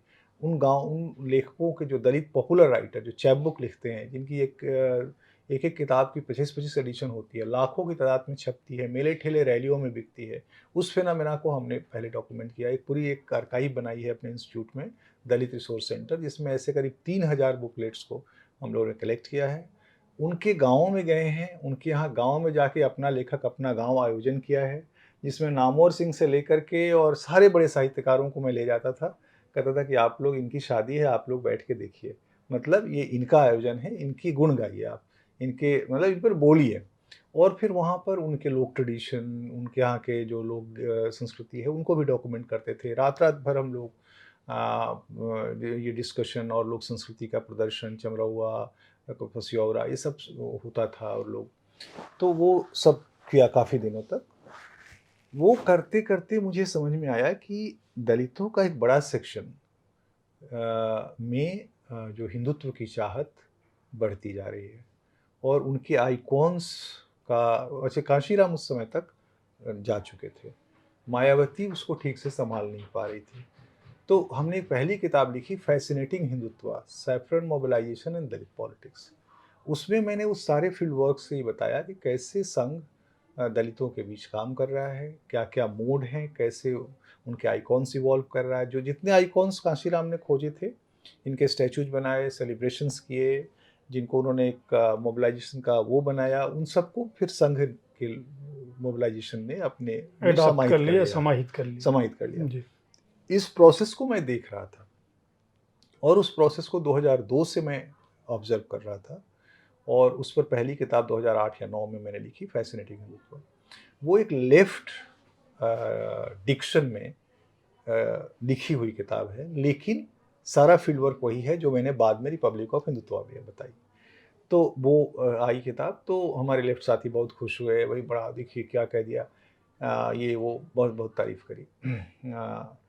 बाद में जब मुझे लगा कि फिर आगे हम अपना रिसर्च आगे बढ़ाता गया, फिर रिसर्च तो रिवॉल्व करता है ना, अगर नहीं इवॉल्व करेगा तो आप रुक जाएंगे और जड़ हो जाएंगे और रिपीट करने लगेंगे। कोई भी स्कॉलर के साथ सबसे दुर्भाग्य होता है कि वो अपने को रिपीट करने लगे, लोग हंसने लगते हैं। देखिए, चाहे रोमिला थापर हो, चाहे विपिन चंद्रा हो, एक समय के बाद बड़े स्कॉलर जब रुक जाते हैं तो बड़ी दिक्कत होती है, तो इवॉल्व करने की ज़रूरत है। तो मैंने जो अपने को इवॉल्व करने के लिए जब आगे काम बढ़ाया, तो मुझे लगा कि ये जो लेफ्ट बाइनरी है, लेफ्ट जो जो लेंस है, जिससे मैं देख रहा हूँ संघ के कामों को ग्रास रूट पर, जिसमें कि दो बाइनरी है, कॉमुनल, नॉन कॉमुनल, कि संघ कॉमुनल है, संघ एंटी नेशनल है। तो इस तरह की अवधारणा को लेके जब मैं जा रहा हूँ, तो मुझे बहुत सारे उनके काम समझ में नहीं आ रहे हैं, और उन कामों का इम्पैक्ट भी समझने में मुझे मुश्किल हो रही है, क्योंकि सोशल वेलफेयर के उनके प्रोग्राम थे। सोशल वेलफेयर के प्रोग्राम से ही वो आगे बढ़े, चाहे स्कूल, चाहे हॉस्पिटल्स, चाहे बहुत सारे जो प्रोग्राम हैं, कैसे वो कम्युनिटी से जुड़ते हैं, कैसे हिस्ट्री को इवॉल्व कर रहे हैं। ये किसी भी कॉमनल नॉन कॉमनल डिस्कोर्स का हिस्सा नहीं आएगा कि जो जो हीरोज इमर्ज करा हाँ, रहे हैं। वो बनवासी कल्याण आश्रम हाँ, से लेके तमाम उनके हजारों, देश भर में 15, जी। लगभग 3-4 हजार ऐसे ऑर्गेनाइजेशंस काम कर रहे हैं जो संघ इंस्पायर्ड एनजीओ ग्रुप्स हैं, जी। और वो अपने अपने ढंग से समाज में परिवर्तन के काम में लगे हैं। अब वो परिवर्तन को आप कहेंगे कि वो निगेटिव है, मैं एज ए रिसर्चर ये कहूँगा कि परिवर्तन की प्रक्रिया ऐसे ऐसे चल हो रही रही है। जी। देखिए, एक रिसर्चर से आप ये नहीं कामना कर सकते कि वो वैल्यू जजमेंट दे। तो मैंने जो रिपब्लिक ऑफ हिंदुत्व किताब लिखी, तो उससे सारी नाराज़गी लोगों को बढ़ी। रिपब्लिक ऑफ हिंदुत्व में मैं वही बात कह रहा हूँ जो मैंने फैसिनेटिंग हिंदुत्व में कही है, लेकिन मैंने लेंस उसका रीसेट किया है, और उस रीसेट में मैं एक न्यूट्रल स्टैंड लेते हुए मैंने ये बताया है कि देखो, ये स्ट्रेंथ है संघ का, ये स्ट्रेंथ है बीजेपी का, और इस स्ट्रेंथ को जब तक आप नहीं समझोगे, आप उनसे टक्कर ही नहीं ले सकते हो, क्योंकि और वो काम हमने किया, तो लोगों को लगा कि मैं राइट हो गया, मतलब कहते हैं ना एक क्योंकि उसमें मैंने गालियाँ नहीं दी, उसने मैंने ये नहीं कहा कि संघ कम्युनल है, उसने मैंने ये नहीं कहा कि संघ एंटी नेशनल है। तो अब लोगों को नाराज़गी होने लगी, लोगों ने कहा भाई ये तो राइट हो गए। संयोग से मुझे वो अवार्ड मिल गया साहित्य अकेडमी। तो अब लोगों ने जोड़ना शुरू कर दिया कि भाई ये राइट हो गए, ये किताब लिख दी। अच्छा, जब वो किताब आई तो बड़ा इंटरेस्टिंग हुआ। उस किताब में जो राइट का कहना है कि भाई आप तो हमें पॉलिटिकल बता दिए, क्योंकि उसमें एक चैप्टर है जिसमें मैं बता रहा हूँ कि संघ ने कैसे इलेक्शंस में संघ एक बीजेपी के लिए बड़ी शक्ति के रूप में काम करता है। एक पॉलिटिकल जो डिस्कोर्स में दो ग्रुप हैं। एक ग्रुप है जो प्रताप भानु वगैरह लीड करते हैं, जो कहते हैं कि भाई संघ कुछ नहीं है, जो है वो बीजेपी है। तो बीजेपी का या तो पक्ष करें या बीजेपी को ही टारगेट करते हैं। मेरा कहना, जिसमें स्वपन दास गुप्ता भी हैं, ये सारे लोग हैं, मेरा कहना है कि नहीं, संघ ही मातृ संस्था है, वही वो शक्ति स्रोत है जिस पर बीजेपी खड़ी है। तो बीजेपी को समझना है तो आपको संघ को समझना होगा, नरेंद्र मोदी को समझना है तो संघ को समझना होगा। वो नरेंद्र मोदी को आप अकेले नहीं समझ सकते हैं। तो इस सवाल पर मेरा उन लोगों के साथ एक डिफरेंस है। तो मैंने संघ की उस शक्ति को बताया, और कैसे जैसे नरेंद्र मोदी बहुत सारी बातें जो कह रहे हैं वो संघ के डिस्कोर्स से निकला हुआ है। जैसे ये जो कलश यात्रा, मिट्टी कलश यात्रा जो है, ज़मीन को बचाने की जो बात है, ये सारे संघ के डिस्कोर्स से खड़े हुए हैं। ये इवन नाइकॉन आज जो सुहलदेव जिस जी। सुहलदेव का जो मिथ है, उस पर मैंने 2002 में, मैं पहला आदमी था जिसने मैंने उसके सुहलदेव के मिथ के बनने को डॉक्यूमेंट किया था। और 2002 में मैं देख रहा था कैसे संघ काम कर रहा है उस पर। 98 में मैं देख रहा था कैसे बीएसपी काम कर रहा है उस पर। उसको बीजेपी की राजनीति में आने में 14 साल लग गए, यानी अब बीजेपी ने उसको पिकअप किया है। तो पहले संघ के डिस्कोर्स में कोई चीज़ खड़ी होती है, धीरे धीरे डिसेमिनेट करके वो बीजेपी में आती है, बीजेपी उसको अपने उसमें। तो ये जो रिश्ता है, ये जब तक नहीं समझेंगे, तो एक रिसर्चर का काम यही है कि वो उस प्रोसेस को बताए जिससे कि पॉलिटिक्स बनती है। जिसको केदारनाथ सिंह कहते थे ना कि मैं तुम्हें वहाँ ले चलूँगा जहाँ खेत में अनाज पकता है। तो मैं अपने रिसर्च से वहाँ ले चलना चाहता हूँ जहाँ खेत में अनाज पकता है। लेकिन हमारे साथी तो बैठे हुए ऑफिसेज में और कमरों में।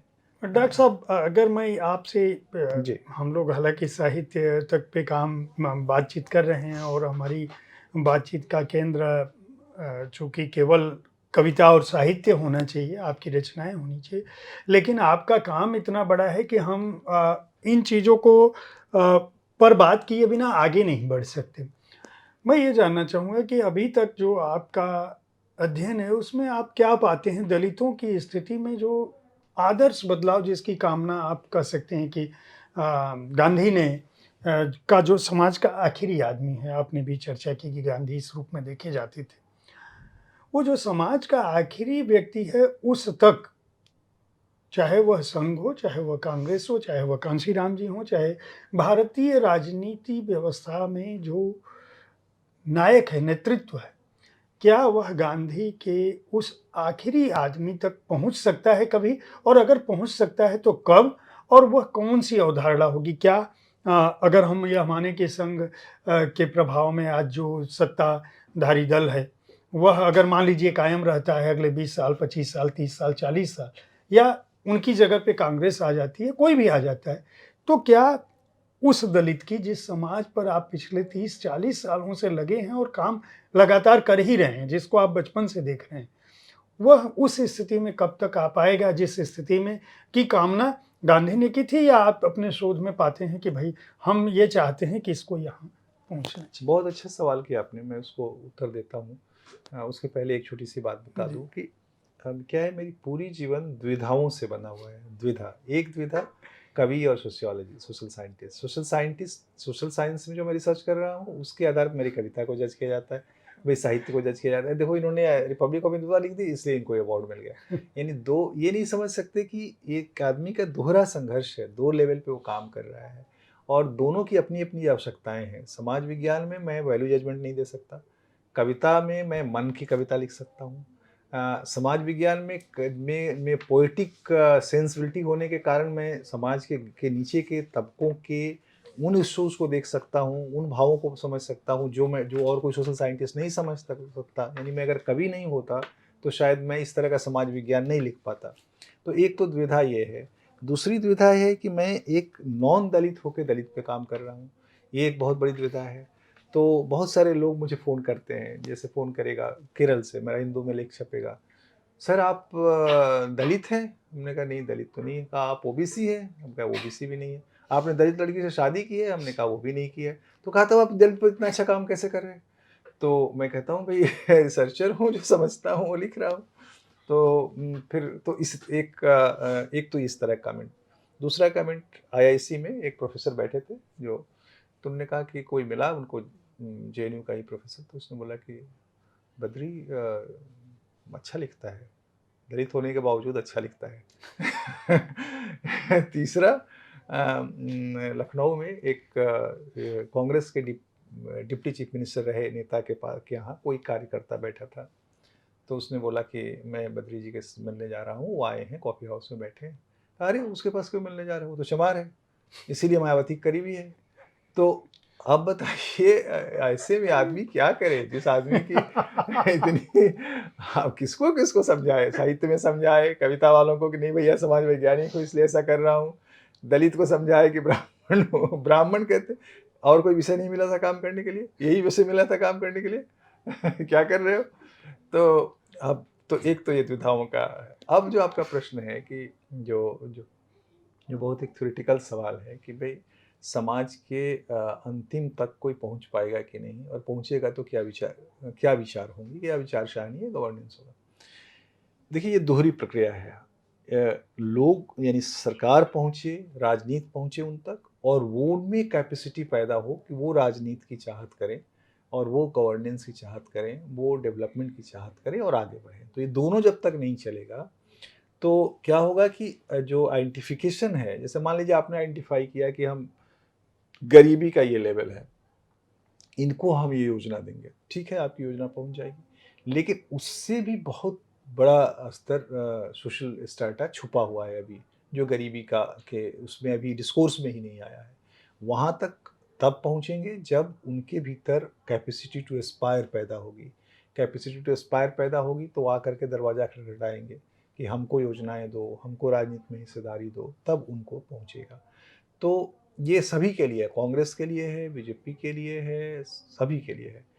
अब जैसे आपको पता होगा कि उत्तर प्रदेश में 66 दलित जातियाँ हैं। अब मैं हर यूनिवर्सिटी में लेक्चर देने जाता हूँ तो ये पूछता हूँ कि अच्छा ये बताइए कि कितने दलित जातियों का नाम आप जानते हैं? 4-5 से ज़्यादा कोई नहीं बता पाता। बिहार में 22-23 जातियाँ हैं, 3-4 से ज़्यादा कोई नहीं जानता।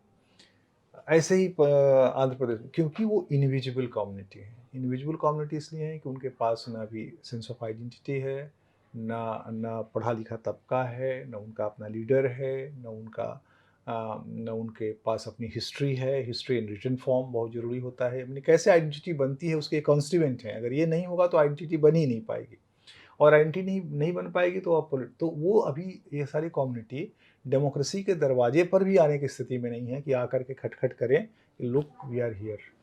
तो ये दोहरी प्रक्रिया चलेगी सरकारों में या राजनीति में। चाहत होगी इन तक पहुंचने के लिए, चाहत का कारण होगा वोट, क्योंकि उनके पास वोट की शक्ति है।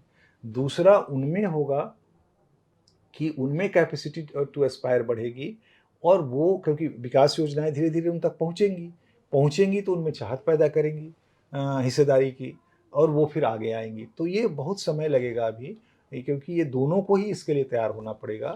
और इसके लिए कोई विचार, मुझे लगता है किसी भी विचार के पास और किसी भी राजनीति के पास अभी वो इस तरह का गहरा वो नहीं है ताकि उन तक पहुँचे। हाँ, लेकिन सोशल मूवमेंट्स जैसे राष्ट्रीय स्वयंसेवक संघ है या बहुत सारे एनजीओ ग्रुप्स हैं, जो अपने सामाजिक कामों की आवश्यकता के कारण उनको इन तक पहुंचना पड़ता है और वो इन तक जाते हैं। मेरा सवाल ये है कि आपने दलित समाजशास्त्र, दलित समाज, दलित लोक के साथ साथ उनके बीच जो नायक उभरे उनके भी काम को बहुत नज़दीक से देखा है। मायावती जी के पास वो अवसर था कि वह चाहती तो बैराक ओबामा हो सकती थी। दलितों के बड़े बड़े नेता भी आए। दो सवाल मेरा है कि आखिर वह क्या स्थितियां थी कि दलित समाज में लगातार इतने समय से काम चलते रहने के बावजूद जो उनका नेतृत्व है वह अपने समाज को उस रूप में लाभान्वित नहीं कर सका, जबकि सरकार की सारी योजनाएं आरक्षण तक सारी चीज़ें उसमें जाहिर है। दूसरी चीज़, उस समाज के अंदर जो सक्षम तबका था, उसके अंदर इस तरह की सामुदायिकता की भावना क्यों नहीं आई कि अगर मैं सक्षम हो चुका हूं तो मैं अपने पीछे वाले को आगे बढ़ने का अवसर दूं। वह आरक्षण का लाभ लगातार क्यों उठाता रहा है या क्यों उठा रहा है? बिल्कुल, बहुत अच्छा सवाल है आपका। एक तो मैं इस पे बताऊं कि ये सवाल के दो भाग हैं। तो पहला भाग ये है कि मायावती में वो संभावना थी कि वो बराक ओबामा हो सकती है, थी, और पूरे भारत की सामाजिक राजनीति को गुणात्मक रूप से बदल सकती थी और सत्ता की राजनीति को भी बदल सकती थी। यानी अगर ठीक से काम करती तो शायद आज वो प्रधानमंत्री होती या कल प्रधानमंत्री होती, और सामाजिक रूप से इतना बड़ा परिवर्तन ला सकती थी कि दलित मार्जिनल्स को बहुत दूर तक एम्पावर कर सकती थी। लेकिन क्या हुआ कि कांशीराम के पास विजन था। कांशीराम बहुत ही विजनरी व्यक्ति थे। मैंने उनकी जीवनी लिखी है, पेंगुइन ने छापी है, जी। और हिंदी में भी वो आई है। तो एकमात्र जीवनी है उनकी इंग्लिश में जो मैंने लिखी है, और उनके मरने के बाद लिखी है, इसलिए कोई ये ना कहे कि लाभ लेने के लिए लिखा। तो कांशीराम जी के पास विजन था और कमिटमेंट था। मायावती उनके ग्रूम की हुई थी, लेकिन मायावती में क्या हुआ, उनके नहीं रहने पर एक बहुत ही बड़ा, एक स्ट्रॉन्ग इंडिविजुअलिज्म, बहुत ही एक व्यक्तिवाद, जिसको कहते हैं व्यक्तिवाद, और सेकंड फियर ऑफ, कहते हैं इनसिक्योरिटी। उस इनसिक्योरिटी के कारण उन्होंने सेकंड लीडरशिप नहीं बनने दी। जितने बड़े लीडर्स जो कांशीराम के समय में उभरे थे, उन सबको उन्होंने एक एक करके पार्टी से निकाल दिया, और जो नए आए उनमें भी किसी को वो आगे नहीं बढ़ने देती हैं। एक समय के बाद आप नहीं बोल नहीं सकते हैं। तो उसका दो कारण है, साइकोलॉजिकली देखें तो। एक तो इंडिविजुअलिज्म, दूसरा इनसिक्योरिटी, सेंस ऑफ इनसिक्योरिटी, जो पावर के साथ जुड़ा हुआ है। तो मुझे लगता है कि मायावती को अपने को एक ऑल्टरनेटिव लीडर के रूप में विकसित करना चाहिए था, वैकल्पिक नेता भारतीय राजनीति का, जिसको कि मार्क्सिस्ट शब्दावली में बुर्जुआ राजनीति कहते हैं या मेन स्ट्रीम पॉलिटिक्स कहते हैं। उस मेन स्ट्रीम पॉलिटिक्स का विकल्प बन के उभरती। लेकिन क्या होता है जयप्रकाश जी की, ये बड़ा इंटरेस्टिंग सोशियोलॉजी है कि आप जिसका विरोध कर रहे होते हैं, उसी के मूल्यों को आप अपने में समाहित करते जाते हैं। तो जाने अनजाने तो आप जिस सत्ता के खिलाफ लड़ रहे हैं, उसी के गुण अवगुण को लेते जा रहे हैं। मायावती ने उसी प्रोसेस में ढेर सारे वो अवगुण ले लिए जो कि मेन स्ट्रीम पॉलिटिक्स के अवगुण थे, और उनका जो वैकल्पिक जो संभावना थी वो उनमें खत्म हो गई। अब वो उसी के कारण डायनेस्टी भी देखिए, अब आप किसको नेतृत्व देंगी, तो ये हो रहा है भैया काश जी को देंगे, इसको देंगी, उसको देंगी। मतलब आप समझिए इतनी बड़ी संभावना थी भारतीय समाज, और बहुत दुखद है आप समझिए कि वो खत्म हो गई। अभी आरपीआई का 66वां साल मनाया गया है। कांशीराम के का भी शायद नहीं, बीएसपी ने भी अपना गोल्डन जुबली वो 25 साल पूरा करने के बाद अभी 34 साल में पहुंच गई है। इतना बड़ा समय दलित आंदोलन को मिला, लेकिन आप देखिए परिवर्तन की क्या स्थिति है। दूसरा कारण क्या हुआ कि ये जो क्लास पैदा हुआ, जो रिजर्वेशन, जो स्टेट के प्रोटेक्टिव डिस्क्रिमिनेशन, अफर्मेटिव एक्शन से पैदा हुआ। आप देखिए 50-60 के बाद बहुत सारे दलित आईएएस पैदा हुए क्योंकि उनको रिजर्वेशन मिला। मोस्टली उसमें जयसवाल चमार जाति के लोग थे। तो दो बात हुई, एक तो दलितों में कुछ 3-4 जातियाँ जो अपने को, जिसको मैं कहता हूँ ना, कैपेसिटी टू एस्पायर पहले प्राप्त कर चुकी थी, उन्होंने ही अपने में कैपेसिटी टू एक्वायर विकसित किया। शिक्षा से जुड़ चुकी थी तो उनको रिजर्वेशन लेने के लिए बीए पास कर चुके थे, कंपटीशन में बैठे तो आईएएस हुए, पीसीएस हुए। और जब आईएएस पीसीएस हुए तो उन्होंने अपने कम्युनिटी को पे बैक नहीं किया। वो सारा सेल्फ सेंटर्डनेस जो मेन स्ट्रीम मिडिल क्लास का था, वो सब उन्होंने अपने में इम्बाइब कर लिया। जैसे और इसको अम्बेडकर ने बहुत गहराई से उस समय ही महसूस कर लिया था जब वो जीवित थे। अम्बेडकर ने कहा भी कि ही वॉज नॉट हैप्पी, वो बहुत खुश नहीं थे इस rising middle class, Dalit middle class से। उन्होंने कहा कि they are not paying back to their community, ये अपने कम्युनिटी को दे नहीं रहे, बैक नहीं कर रहे हैं, और वो बहुत ज़रूरी है ट्रांसफॉर्मेशन के लिए। ये तो एक सेल्फ सेंटर्डनेस, एक सेल्फिशनेस जो मिडिल क्लास का जो कहते हैं ना, फ्रांस में मिडिल क्लास तो प्रोग्रेसिव है, लेकिन इंडियन मिडिल क्लास रिग्रेसिव है। ये बड़ा इंटरेस्टिंग है, इंडियन मिडिल क्लास बहुत रिग्रेसिव है, और उसी मिडिल क्लास के गुण इनमें आने शुरू हो गए, गुण अवगुण। 90 के बाद इनॉर्मस राइज हुआ। 90 के बाद जो न्यू लिबरल इकोनॉमी आई, उसने जो मिडिल क्लास पैदा किया, वो और ज़्यादा क्रूएल, सेल्फ सेंटर्ड और आत्म श्लाघा से भरा हुआ। वही दलित मिडिल क्लास का करेक्टर दलित मिडिल क्लास ने भी अपना लिया, क्योंकि वो उससे ले रहा था और दे रहा था।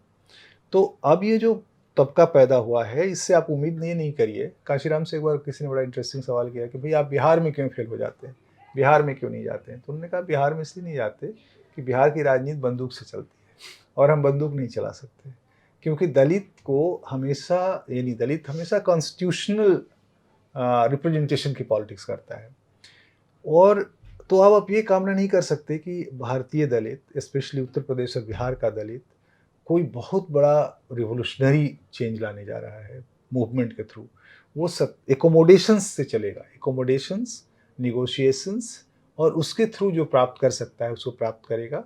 और वो एक कोई अब ऑल्टरनेटिव पॉलिटिक्स की संभावना, मुझे दो चीज़ लगती है जयप्रकाश जी, जो शायद मुझे किसी और मंच पे कहना चाहिए था, लेकिन यहाँ कह रहा हूँ साहित्य के मंच पर। एक बात तो ये लगती है कि इंडिपेंडेंट दलित पॉलिटिक्स की संभावना अब खत्म हो गई, जैसे कि काशीराम ने विकसित की थी दलित लीड पॉलिटिकल पार्टी, जिसको चमचा एज को उन्होंने क्रिटिक किया था कि ये सारे जो दलित लीडर दूसरी पार्टियों में हैं, ये चमचा हैं, ये चमचा एज है दलित पॉलिटिक्स का, और हमें अपनी इंडिपेंडेंट पॉलिटिक्स खड़ी करनी पड़ेगी। अब उसका एज खत्म हो गया, क्योंकि दलितों में जो क्लास पैदा हुआ है वो एस्पिरेंट क्लास है पॉलिटिकल पावर का। तो पॉलिटिकल पावर के लिए जहाँ भी जाना होगा वो चला जाएगा, आप उसको बहुत देर तक रोक नहीं सकते हैं।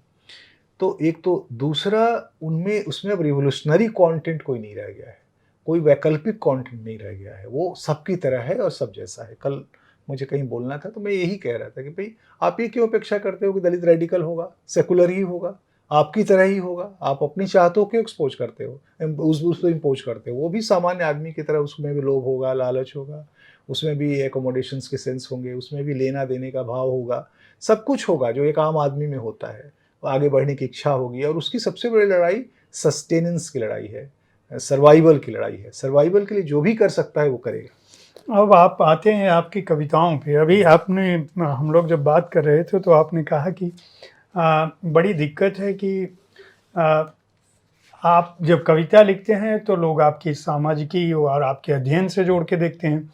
जब आप उसमें कोई चीज़ डालते हैं तो आपको साहित्यकार के तौर पर वो समझते हैं। लेकिन यहीं से बात आती है कि जो आपकी नई कविताएं हैं, मैं उनको भी पढ़ रहा था, और इन नई कविताओं में भी कहीं न कहीं मैं कहूँगा कि विरोध का स्वर या मानवता का स्वर या प्रकृति का स्वर, जीवन जगत का स्वर व्याप्त है। ये जो बौद्धिक बद्रीनारायण हैं, ये जो समाज विज्ञानी बद्रीनारायण हैं, और ये जो कवि बद्रीनारायण हैं, ये आपस में तालमेल कैसे करते हैं? इतनी जल्दी आपकी बौद्धिकता जो है संवेदना में कैसे ढल जाती है? ये बहुत कठिन रचनात्मक संघर्ष है जो प्रकाश जी, जो मेरे जैसे लोगों को करना होता है, क्योंकि बौद्धिकता एक क्रिटिकलिटी की तरफ ले जाती है और कविता एक इमोशन का खिंचिया है। वही। और तो उसमें बस मदद ये होती है, क्योंकि मैं कवि होता हुआ समाज वैज्ञानिक हूँ, यानी समाज वैज्ञानिक हूँ लेकिन कवि हूँ, और समाज वैज्ञानिक होता हुआ कवि हूँ। तो दोनों का कहीं ना कहीं अंतर संबंध है, लेकिन वो बैलेंस बहुत ज़रूरी होता है। और वो तब होता है कि जब कविता क्या है, मन से निकलती है, कविता आपके दिल से निकलती है, तब वो तर्कों को अपने में समाहित कर लेती है, तब तार्किकता को।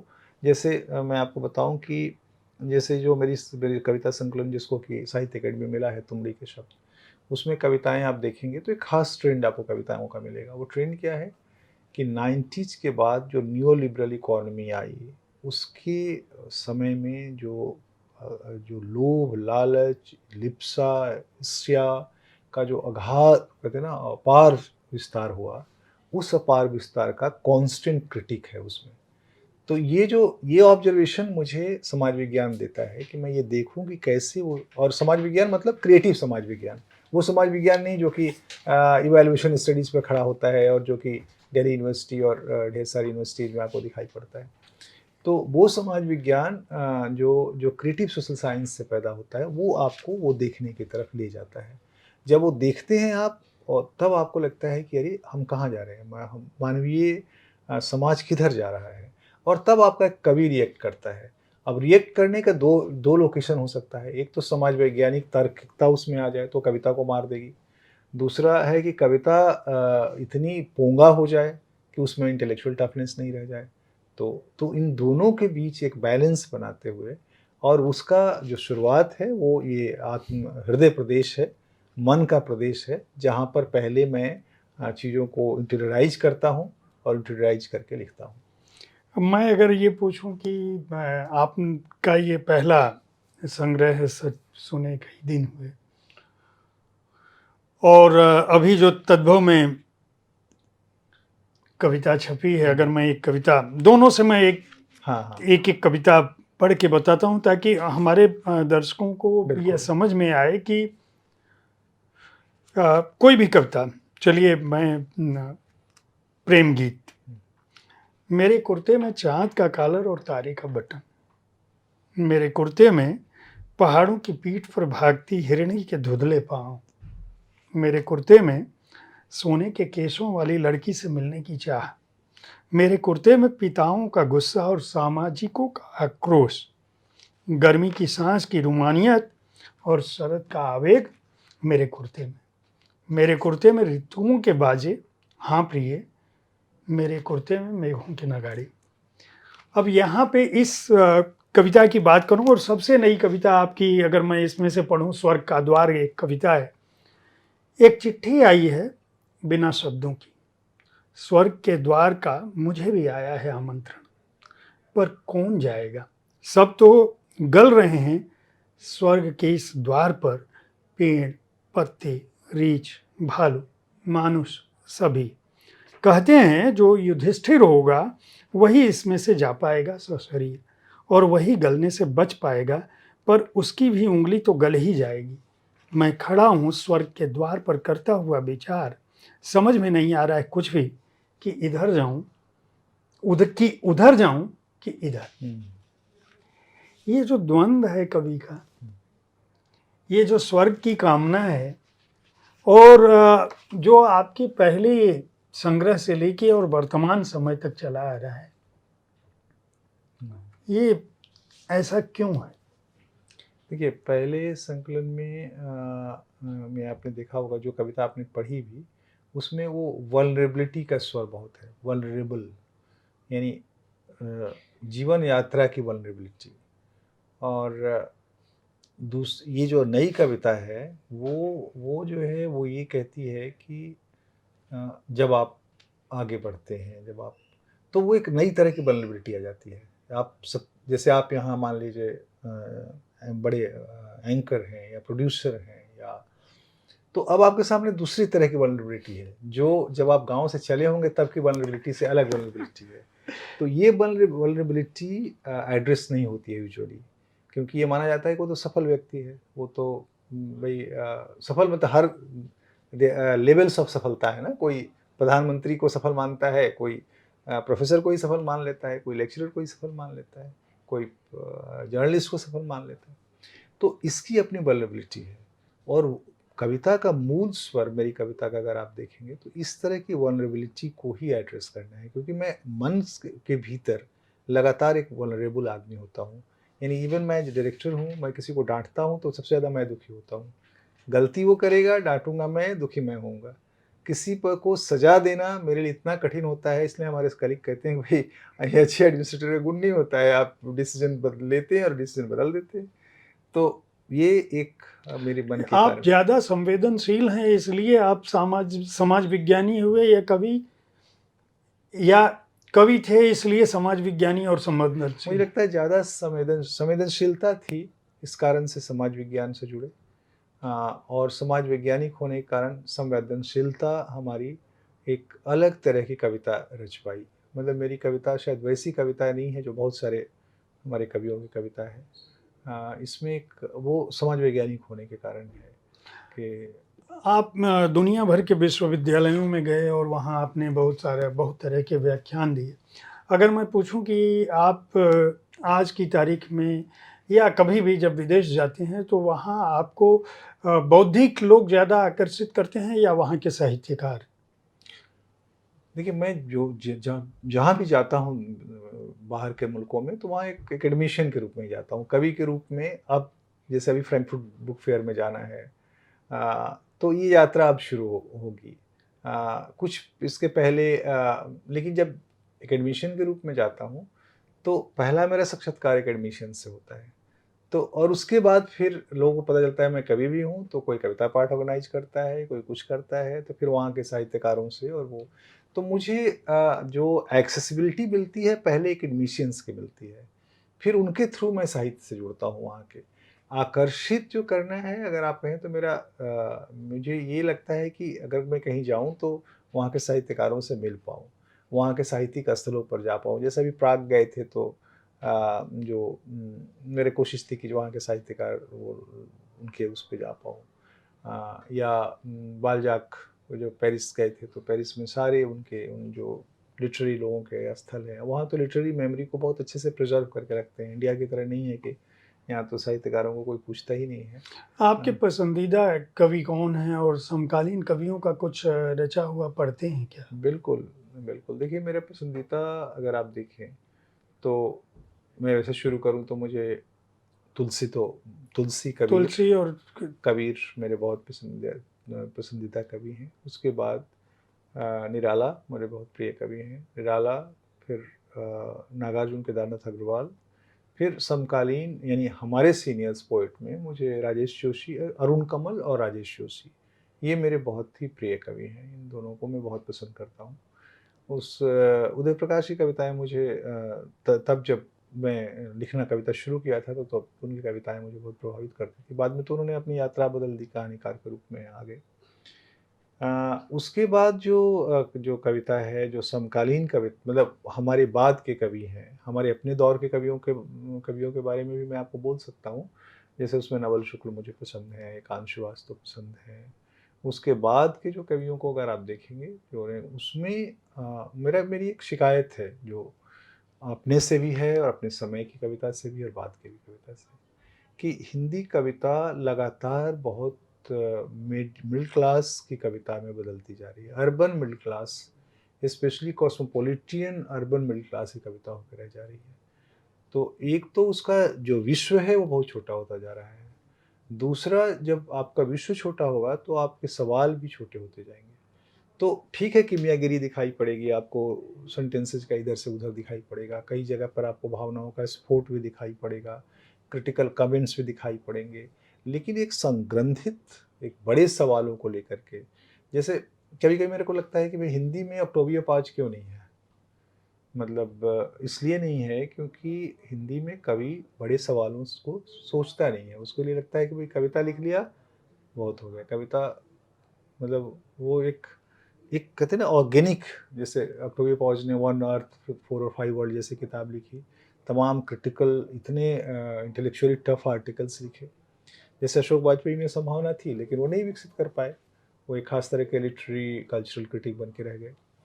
तो ज़रूरत है कि तभी यहाँ बड़ी कविता बन पाएंगी जब जब क्योंकि अब ये समय निराला और पंत का समय नहीं रह गया है, समय बहुत जटिल हो गया है, और इस जटिल समय को एड्रेस करने के लिए आपके पास वो आँख होनी चाहिए जिससे आप इस जटिलता को देख सकें और व्याख्यायित कर सकें, तब उस पर आप बड़ी कविता लिख सकते हैं। लेकिन इधर जो न्यू लिबरल इकोनॉमी के बाद ये जो हमारा जो जिसको हम 90s कहते हैं, लॉन्ग 90s, यानी 90 एक हमने बहस शुरू किया था हिंदी साहित्य में लॉन्ग 90s की।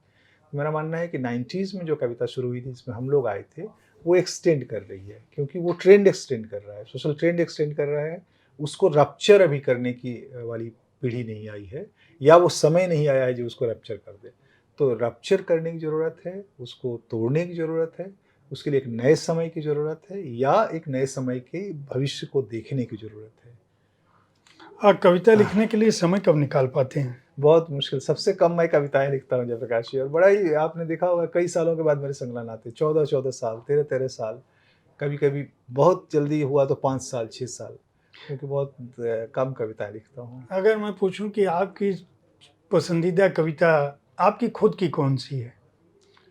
देखिए ये बड़ा कठिन होता है किसी कवि से ये सवाल अब पूछना। वो मैं आपसे कृति की बात नहीं हाँ, कर हाँ, रहा हूँ, मैं समझ रहा हूँ, मैं कविता। आपकी अ, देखिए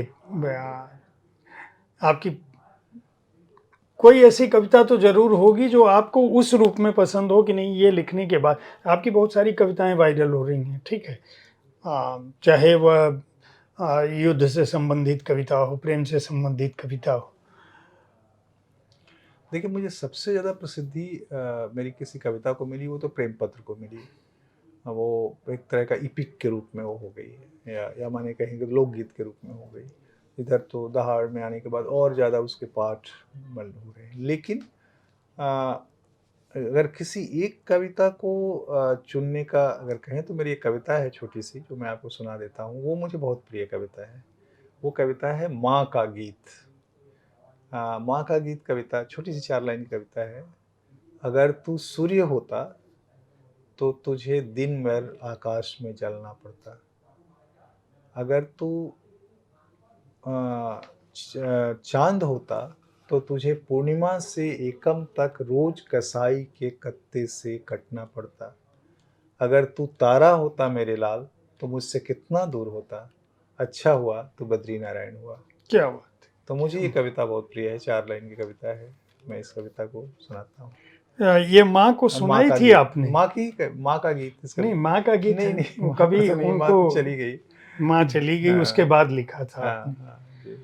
तो आपके गांव के लोग क्या आज यह जानते हैं कि ये बद्री नारायण जो यहाँ पैदल जाता था पढ़ने, वो अभी इतना बड़ा व्यक्ति है कि बड़े बड़े संस्थानों में दुनिया भर में उसको व्याख्यान देने के लिए बुलाया जाता है? ऐसा कवि है जिसको साहित्य अकादमी मिल चुका है? मुझे लगता है ये जो हमारा एकेडमिक जो वो है, उसको तो शायद नहीं हमारे परिवार के लोग जानते हैं। जो गाँव में हमारे परिवार के लोग हैं, और उनके माध्यम से सुन के और लोग जानते होंगे। लेकिन ये साहित्य अकेडमी मिलने के बाद वो आस-पास और जवार के लोग या गाँव जवार के लोग, वो सब इस बात को जान गए कि कोई बड़ा पुरस्कार इनको मिला है, क्योंकि उनको साहित्य अकेडमी से वो नहीं है, हम्म। कोई बड़ा पुरस्कार मिला है बहुत, ये उनको पता है कि तो बहुत अच्छा लगा समय देने के लिए। मैं आपकी एक कविता से इस बातचीत को समाप्त करना चाहूँगा। कुछ जून ने बुना, कुछ जुलाई ने, नदी ने थोड़ा साथ दिया, थोड़ा पहाड़ ने बुनने में रस्सी मूंज की। प्रभु की प्रभुताई बांधी जाएगी, यम की चतुराई, हाथी का बल, सोने चांदी का छल बांधा जाएगा विषधर का विष। कुछ पाप बांधा जाएगा, कुछ झूठ बांधा जाएगा। रीति तुम चुप रहना, नीति मत होना उदास। संभवतः यह कविता मैंने इस संग्रह की जब चर्चा की थी तब भी पढ़ी थी। बहुत ही मेरी प्रिय कविता है। आप ऐसे ही सृजते रहें, समाज को, भारतीय समाज को देते रहें। राजनीति के जो लोग हैं, राजनीतिज्ञ, वो आपसे प्रेरणा लेते रहें, आपके शोध और बाकी चीज़ों का कुछ जो समाज हित में जो आपकी सोच है उसको अपने जीवन में उतार सकें, और साहित्य जगत समृद्ध होता रहे। हमसे बातचीत करने के लिए, साहित्य तक स्टूडियो में आने के लिए बहुत बहुत आभार। मुझे बहुत अच्छा लगा आपके साथ बात करके, और मैं आभारी हूँ साहित्य आज तक का कि आपने इतना समय दिया और हमसे इतनी बात की। बहुत-बहुत धन्यवाद।